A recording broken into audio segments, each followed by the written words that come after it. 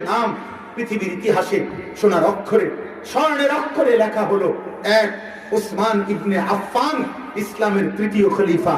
দুই, উসমান গাজী, 650 বছর এই পৃথিবীতে উসমানী খেলাফত, মুসলমানদের খেলাফত ছিল। তুর্কি খেলাফত, অটোমান সাম্রাজ্য, সেই উসমানী খেলাফতের, মুসলিম খেলাফতের যিনি প্রতিষ্ঠাতা ছিলেন তার নাম ছিল উসমান গাজী। তিনি দ্বিতীয় উসমান, পৃথিবীর ইতিহাসে যার সোনালী অক্ষরে যার নাম আছে।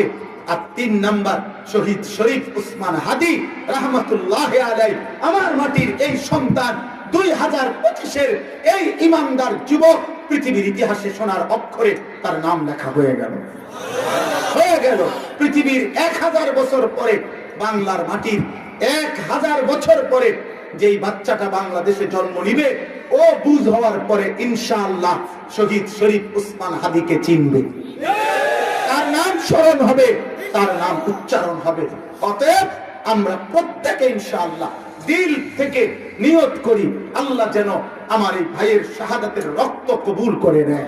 তার পবিত্র রক্ত থেকে 2025 সালের এই শেষ বেলায়, আমরা 26 সালের এই প্রারম্ভে আমরা দোয়া করি, আল্লাহ আমার মাটি থেকে ঈমান এবং দেশপ্রেম একত্র করে এমন লক্ষ কোটি যুবক আপনি তৈরি করে দেন।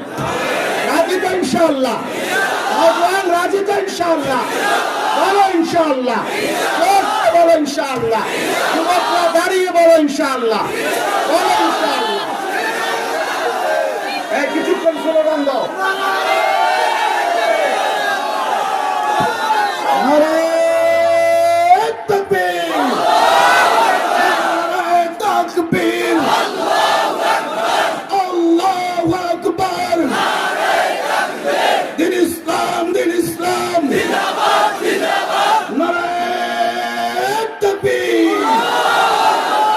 হাদি ভাইয়ের রক্ত, হাদি ভাইয়ের রক্ত বৃথা যেতে দেব না। হাদি ভাইয়ের রক্ত, তুমি কে আমি কে, হাদি হাদি, তুমি কে আমি কে, হাদি হাদি, তুমি কে আমি কে, হাদি হাদি। দিল্লি না ঢাকা, ঢাকা ঢাকা, দিল্লি না ঢাকা, ঢাকা ঢাকা, গোলামি না আজাদি, আজাদি আজাদি, গোলামি না আজাদি, আজাদি আজাদি। ইনশাআল্লাহ আল্লাহ কবুল করেন। নতুন বছরকে আমরা রবের স্লোগান দিয়ে বরণ করলাম ইনশাআল্লাহ।